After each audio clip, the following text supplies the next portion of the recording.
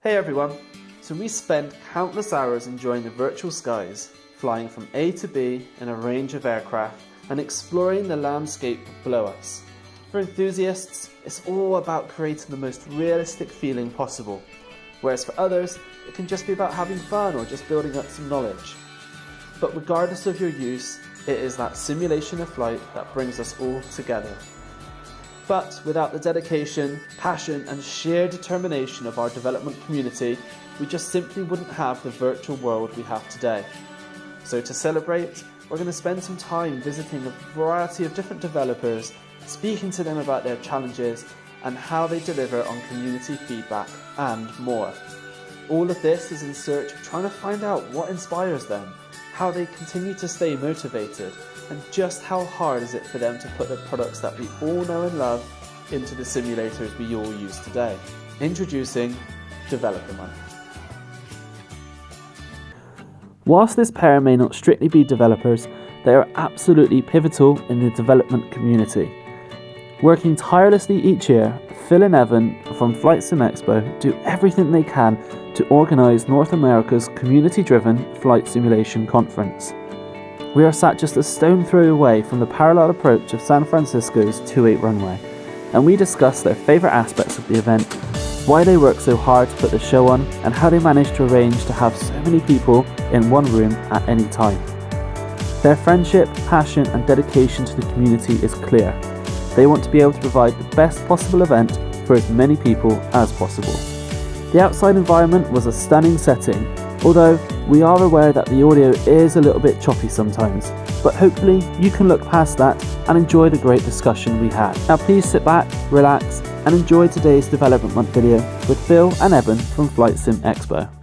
Thank you very much for seeing me today.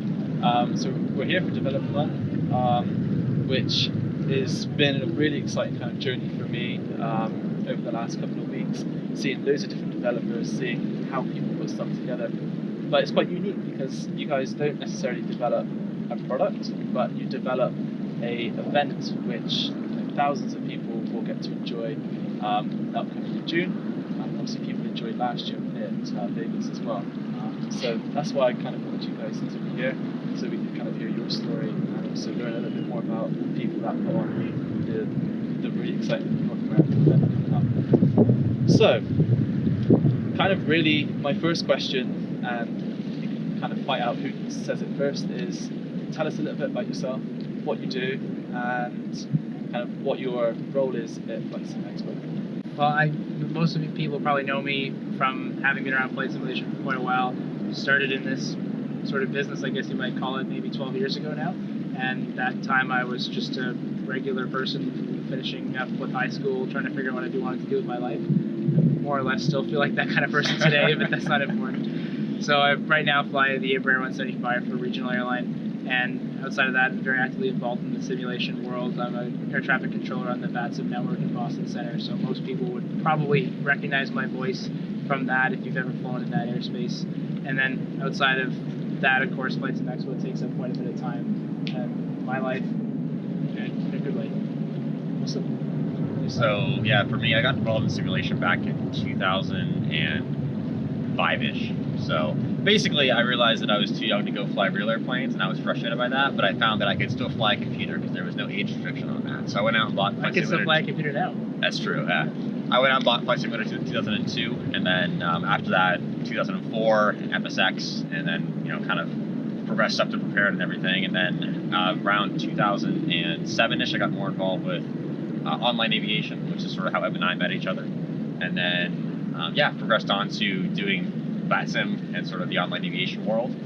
And then in the real world, so outside of my simulation life, I work as an aerospace engineer. So I work for a small company in the Silicon Valley that does electric aviation. I work in flight test. So I sort of have, like Evan, I have aviation all around me, both in my part of my regular day job and as part of my hobby. And also my, I would say, fun hobbies too, is to have a pilot's license and that. Awesome. So do you have any hours yourself? For real world flying? Yeah, so I have around 200 hours flying in real world. Right now I just have a pilot's license, so I literally fly recreationally for fun on the weekends. Sure. I'm probably going to be pursuing my instrument rating here in the next few months just to kind of make the next step.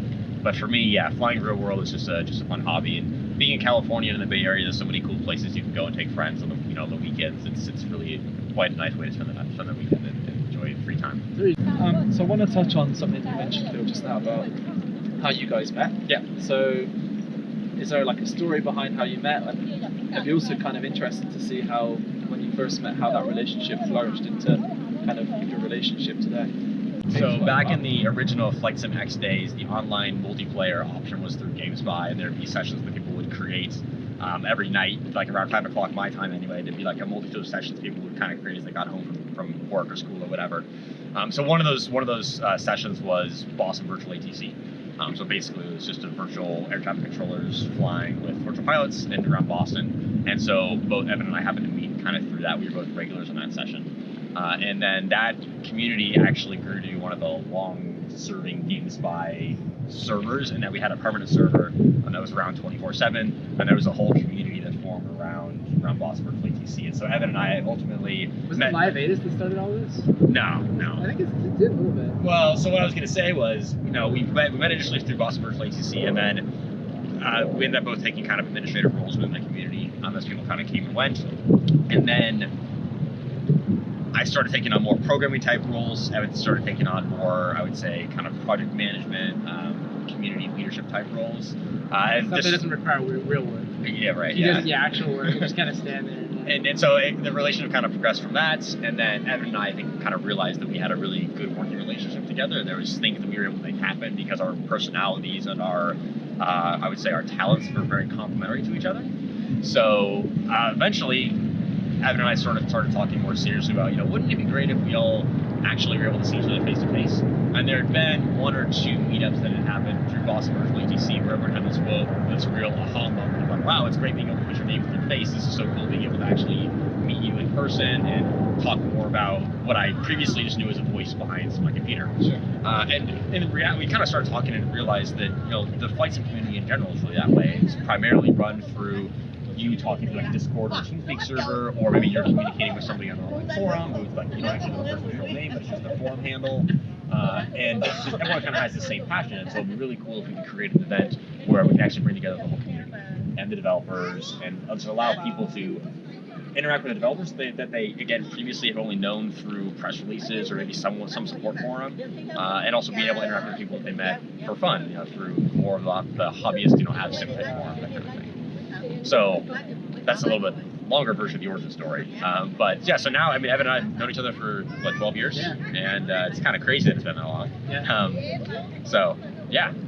No, I think it's just, like I said earlier, she does all the work. I just sort of sit here. So that says This is kind of how this interview's going so yeah, far, right? Exactly. I just got like a sim, man. But Evan does the hard work. Like Evan's much more the public face of, I would say, Flight Sim Expo. He's out there interacting with the developers. I'm in the background, doing a lot of the, technical website development or taking people's money, So it's like you said earlier, though, right? With development month, it's sort of the same thing. Like you're going around and you're meeting developers, and you're actually seeing who they are as people. Yeah. And that's sort of the same concept we're trying to bring about with these types of events, whether it's us or Cosford or wherever you go.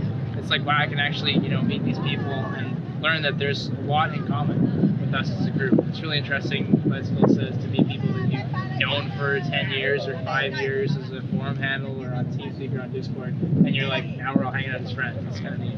Yeah.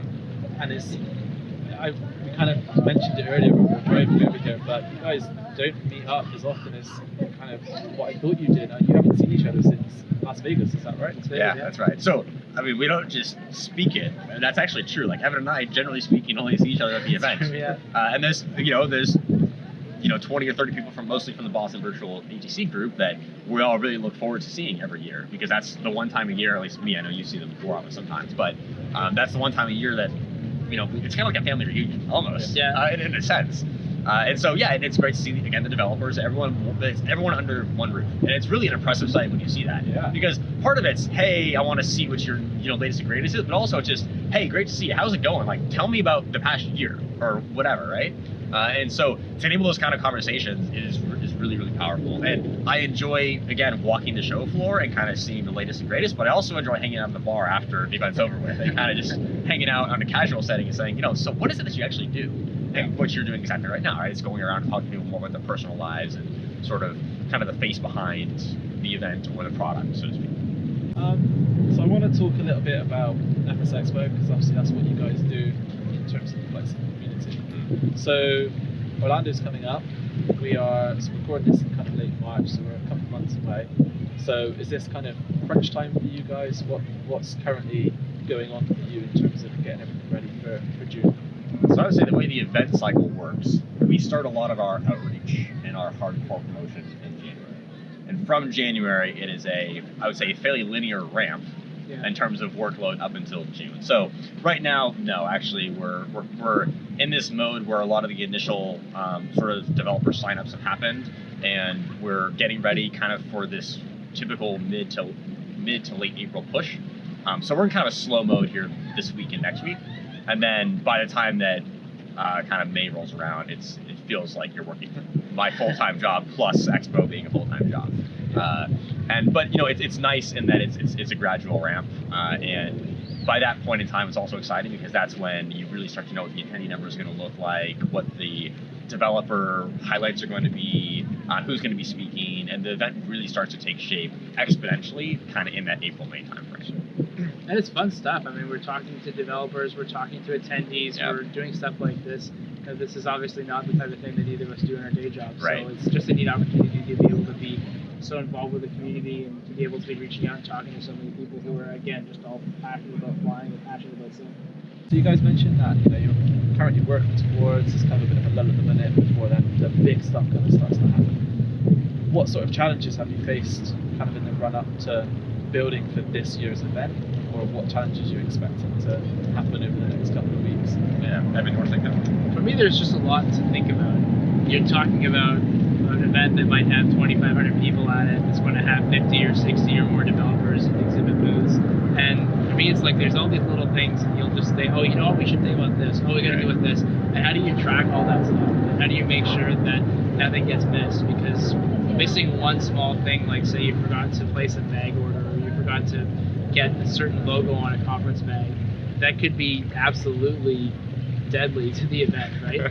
So there's just all these little things that trying to keep track of them, trying to make sure you don't lose anything. I think that for me is what's been the most tricky, and where we have to be really diligent to make sure we're putting stuff in tracking documents, and we're trying to look at some technology solutions to help us with those types of things too.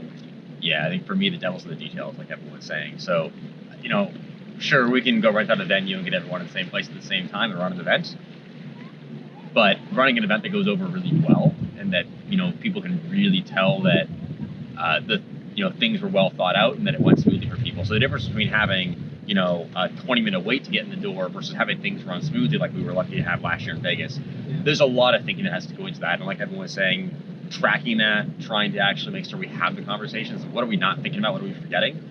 All that organizational skill is what's really hard to do, especially in a world where, like, you know, we mentioned Evan and I we're not in an office every day. There's no whiteboard which is like a list of things. Yeah. So trying to make sure that we're both tracking things separately, making sure that we can track them separately, but also, you know, have them all in a common place when we go reference them. Kind of those logistical things of basically working remotely is something we have to figure out, and we're lucky enough to both be pretty good at. That's good. So, and is it just you two arranging it, or have you got a whole team behind you supporting you? So yeah, there's a whole team supporting us, and we're also very lucky to have them on board this year as well. So we've got a team of about 4 or 5 other people that help us do a lot of the outreach to vendors, and they're also there helping us on site, doing the check-in for attendees and that sort of thing. That's sort of the core team that we have that help us throughout the year. And then we also have a boatload of volunteers that are with us on site as well, mostly through Boston Virtual ATC, that we're very, very lucky to have them support them as well.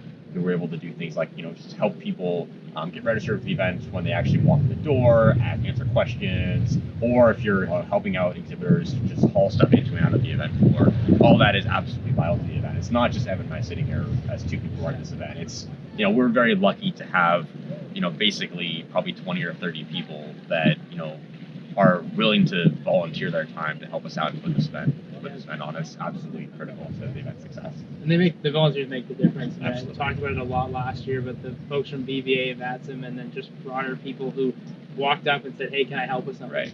You know, that really makes a difference when you show up to the event and the staff person isn't just a staff person, right. They're a simmer. Yeah. And you can walk up and say, hey, I'm brand new to this, and they're like, oh, you should check out the X-Plane booth because they've got this, or they should check out Repair because they've got that. I think that makes a huge difference, and the volunteers came together and did an incredible job. I mean, we were worried about how many people we were going to have last year. We had sold out of space. We're on track to probably exceed that number this year. And to move that many people through, with, like Phil said, with no lineups, that you could show up and get your badge, get your bag, and it's all ready for you. And it's not just about, we want it to be a great event. It's about people who are spending a lot of money and a lot of their time to come out and join us. We want them to have fun and be able to interact with the conference. No one wants to wait in a line. Right. They want to go talk to Orbix. They want to go sit down and try some VR. Like, that's what they want to do. And so our job is to make sure they get that experience. Right. Evan and I are very detail-oriented people. Like, when he and I are going somewhere and we notice inefficiencies in some sort of system, we talk about them, and we oftentimes relate them back to Expo and say, okay, how do we make sure that doesn't happen at the event that we're trying to put on? A lot of thought really goes into trying to making sure that the experience is seamless, because like Evan said, people are paying a lot of money to go to this event, and we're very grateful for their support, and want to make sure we have them back next year and hopefully every year after that. So, bearing that in mind then, with in terms of looking at other events and how they do it, and you thinking about, well, how can I improve this? What feedback do you take, especially from like last year's event, and implement into future events going forward? So, like, short answer is everything. We send out in post-event survey to all the attendees who give us their email at least, and every response we read, like word for word. We of course we get aggregate, like we kind of aggregate that to make sure what the general trends are. But if you write us some sort of customer response, we read it and we take it into consideration. And this year, there's a number of things that we're doing that are directly in response to attendee feedback. The biggest one that I think is going to hopefully be a big improvement this year is basically a dedicated network to allow streaming. Right, so we're going to live stream most of the event. I want you to know people like you are excited about trying to get robust internet to make sure that people who like you who want to live stream the event have the internet to do so. Yeah. Because a lot of people are at home, watching or want to watch, and so we want to make sure that the event can also reach them at home as well. Captain's Corner. Captain's Corner is a big one. Yeah. Coffee. Yeah. Someone actually, I was going to the bathroom and I overheard in the bathroom someone was complaining about the color of the badges and they couldn't tell who the event staff was, so we're going to change that this year. Yeah. Like literally it's everything, right? Our ears are open and we want to hear from the community and we want to just give people the event that they're looking for. So we encourage attendees to keep on giving us feedback.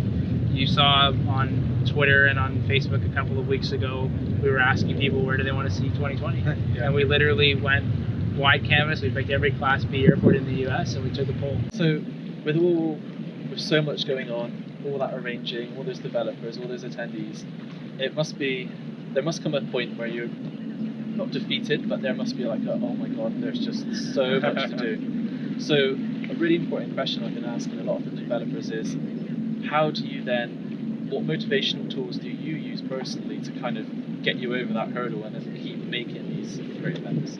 Usually for me it comes from somewhere outside. So one of those days when I'm feeling that way, you get an email from a developer and they're like, here's my application form and I'm in for this level of sponsorship and this is a great program and we're super excited to be there this year. You're like, yes, that's awesome. Or you get an email from an attendee that says, this was a great show last year, just wondering if you're going to be using Movement again. It was great. Yeah, we will.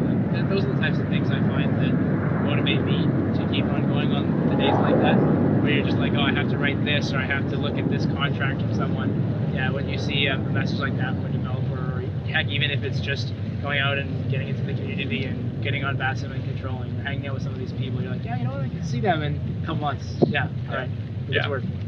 I think that's a good one, especially because you do a lot of the marketing outreach, so you have that external ability, like you have the ability for live those external communications, which is really good. That was definitely true, because of course when he gets the form that says someone's in for gold sponsorship, it goes to me. I'm like, sweet. So for me, I think I would also say, so we have each other. We're a team, and like I said, there's a whole team behind us as well. So if there's something that's bugging me, or it's like, hey, I don't think this is going to work, we talk about it and we make sure that we get on board and actually support what it is that we're doing. And then also, I look back on the past.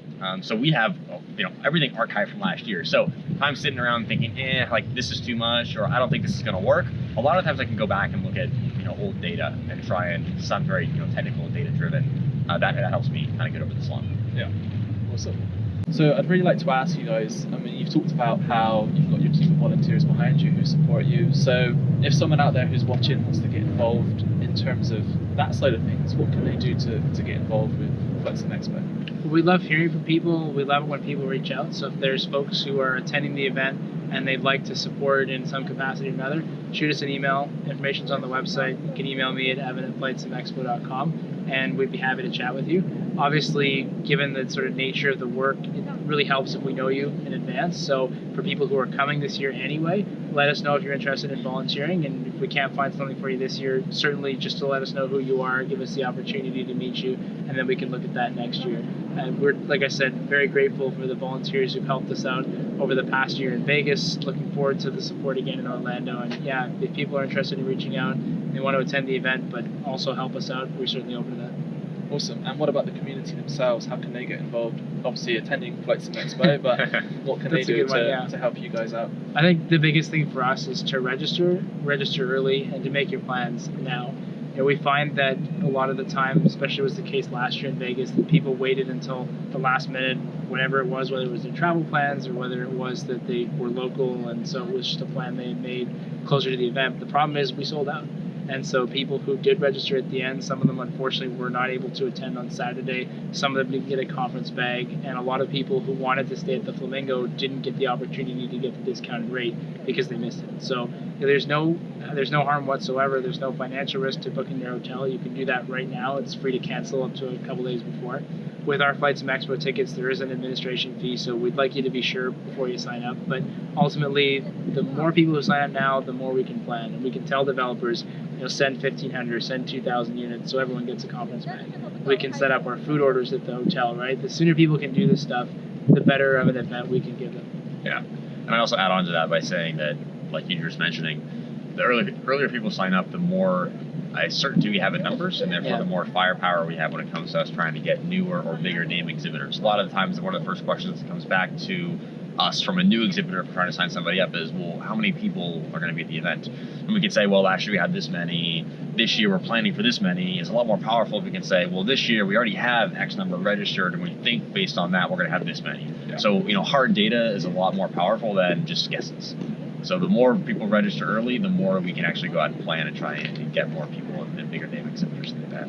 Yeah, and that benefits everybody, correct? Essentially, right? Yeah. Awesome. So I want to move away from talking about Expo and kind of focus a little bit more about kind of you two as individuals and as people as part of the community. So how did kind of skip over some of the more boring stuff? How did you guys get involved in being part of developing this massive conference? I know you've said before about how you've met up in stuff like PPA and you want to kind of get involved with that, but how did it go from that to this event, what you're doing right now? For a long time, sort of Phil and I have said, you said it more than me, that we're going to be in business together at one point. I forget when you first said that. It was a lot of years ago. It was more like we should go into business together. Okay. Let's think of an idea to go into business together about. Yeah, and so I think it sort of came about with relation to that and the fact that we've been involved in the community for so long and in events like these for so long. It just sort of made sense to take that next step.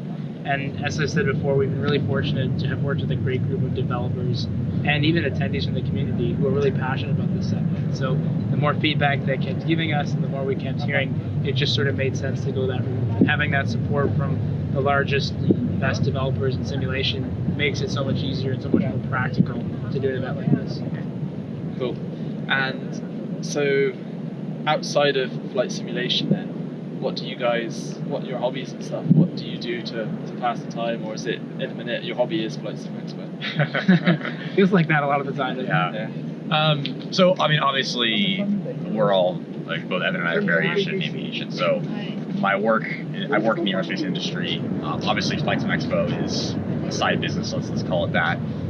My hobbies in my free time, I build and fly rovers with airplanes, and I fly real airplanes for fun as well. So definitely heavily involved in the aviation industry in general. But also, there's more to it than just airplanes, right? So running, rock climbing, hiking. I'm fairly outdoorsy being in California, so I enjoy doing those kinds of things, backpacking trips. I'll do that sort of stuff on the weekends as well. Yeah. Yeah, that's stuff. Yeah, I try to get out of aviation, for like an hour a week if I can. That's a good week if we can do that. So outside of, of course, I fly full time, right? We've got Flight Sim Expo, there's BVA and VATSIM and the sort of virtual air traffic control piece. Outside of that, in the winter, I'm a big skier, so I try to get out. My sister's actually working in Whistler, British Columbia, so that's Discount? one of the, yes. Yeah, it's still expensive with a discount, right. but it helps. So I've been up there a couple of times. That's a lot of fun. I also try to get out and do some hikes and things like that in the summertime when there's an opportunity to get outside. Yeah, I also do a fair amount of traveling as well. I'm into travel and travel photography. Okay. So when I do find that there's a week that I can get out of town for, you'll find me here.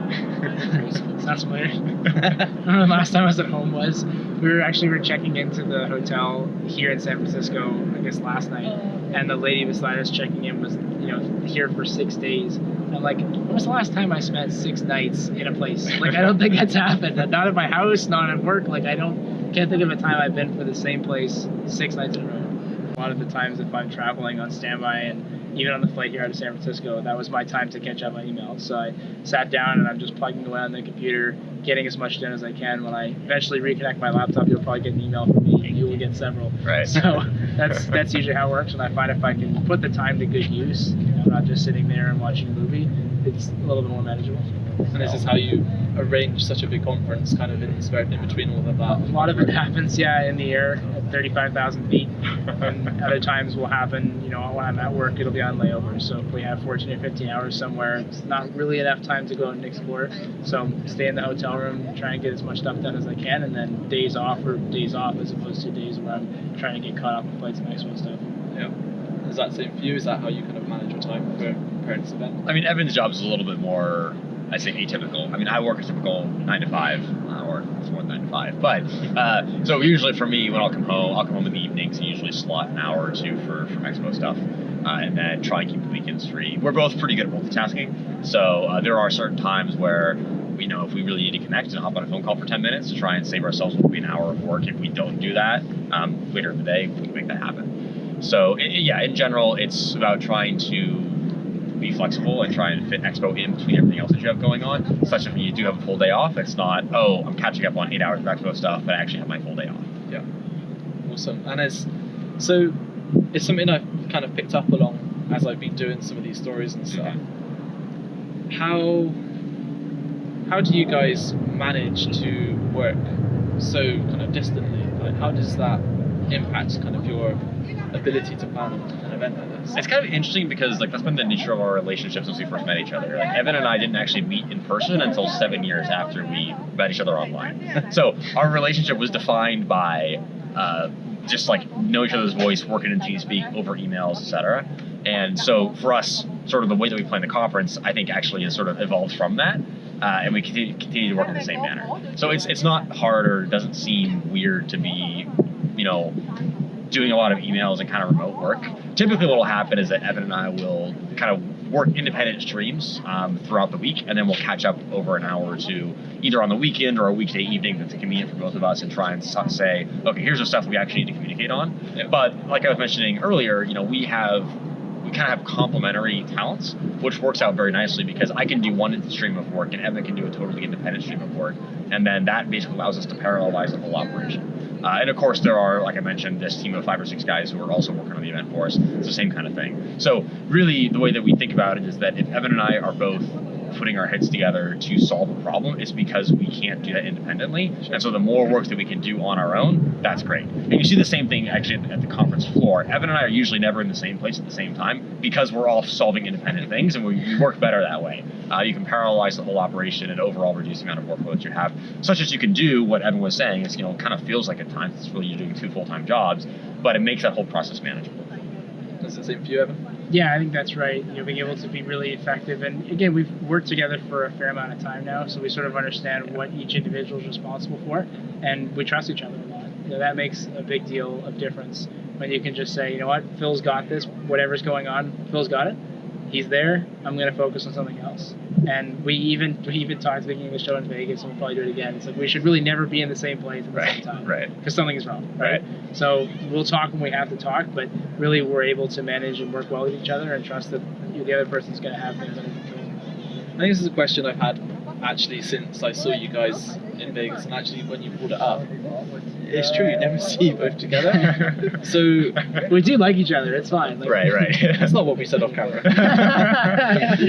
So I think the question I really want to figure out is, obviously from my perspective, when I see you guys at Expo, you're running around like headless chickens, you know, trying to figure out problems or like. I hope it doesn't come off that way. Well, not in like a negative way, but just Yeah. because obviously there's so much going on and you need to kind of oversee everything. So is it hard for you guys to kind of enjoy the event, or is it still really enjoyable, but it's just you're enjoying it for different reasons?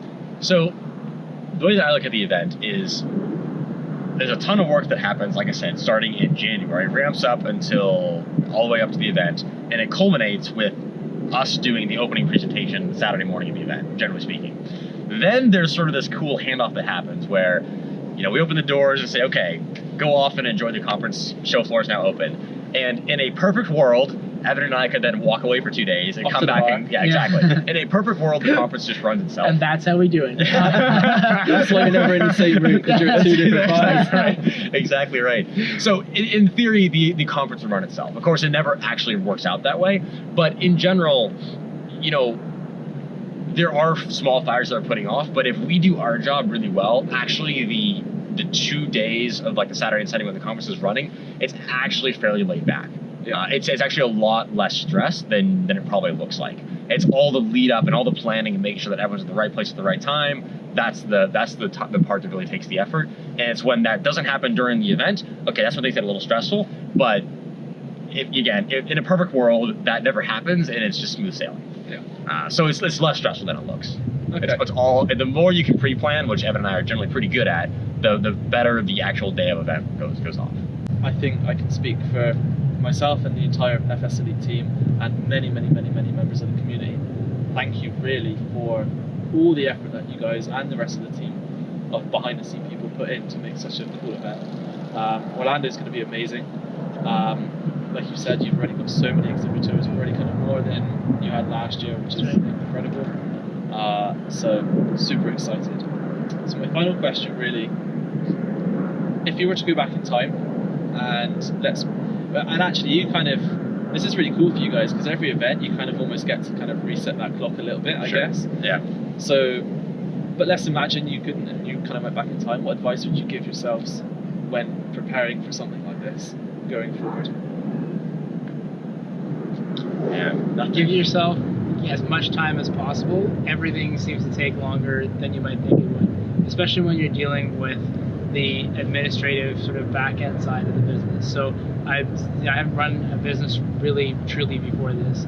The amount of administrative hoops you have to go through in the US here, we have county, state, and federal requirements and taxes and laws you all have to comply with. There's accounting stuff going on. Getting a bank account is like ridiculously challenging. I don't know why. I think probably it's because there's all these rules, you know, to combat money laundering and things like that. Yeah. And if you're a large corporation with a large team of lawyers, it's not that bad. When you're two people who are like, sorry, what? You know, feel like that quite often. So I think when it comes time to deal with any of those back-end administrative things, there's a lot more than I was expecting to running a small business. And the more that we can do of that earlier on, the better. So that would be my advice, I guess. It's just amazing how long those types of things can take. And even saving 1 day or 1 hour in putting in an application or signing a document or sending in a form can make the difference for a week or 2 weeks or 3 weeks later on down the line. I think tag teaming off of that a little bit, but it's a similar idea. Put the money where it counts. So again, Evan and I, if we had 10 grand to spend, we would rather put that towards the event rather than paying some lawyer 10 grand to do our taxes for us. Yeah. Right? So it's about making sure that you're spending money wisely because again, ultimately the money that we have is from the community. It's coming from the sponsors and the exhibitors and it's coming from the attendees. And it's really, you know, they're trusting us to make sure that that money's put to good use to put on a killer event. Yep. And so you really had to think about, especially in the early days when money was tighter, you know, where are you going to allocate all your different resources and making sure that it's going towards the best bang for your buck, so to speak. But yeah, thank you again both so much. Just finally, just remind people when Expo is taking place and where and kind of all that good stuff as well. So, All right, Do you remember the dates, Phil? Marketing, take it away. Oh, so it's June 7th to 9th, I think that's right? Yeah, he started now. I don't think he quite remembered it. June No, I 7th. did have that down, yeah. June 7th to 9th, 2019, Orlando, Florida, www.flightsimexpo.com. And of course, we're looking forward to seeing as many folks out from the community as possible. You know, thank you, Callum, for the work you do, and for all the other developers. Like, that's really what I think the flight simulation community should maybe appreciate a bit more than we do sometimes, is how much work goes into the products we use. We pay whatever it is, $50 or $60 to download an airplane or download a scenery, and we think, oh, that's a lot of money for a scenery. Well, as you've seen in the past couple of days, when you look at how much time and how much effort goes into creating a sign or an instrument on a gauge, or on a panel rather, it's amazing. Yeah, definitely. And that's exactly why we're doing this, is to kind of hopefully give you guys, the community, some kind of idea about what it's like behind the scenes for all of these developers and people who create cool content for us to enjoy. So yeah, thank you once again, and see you in Orlando. See you in Orlando.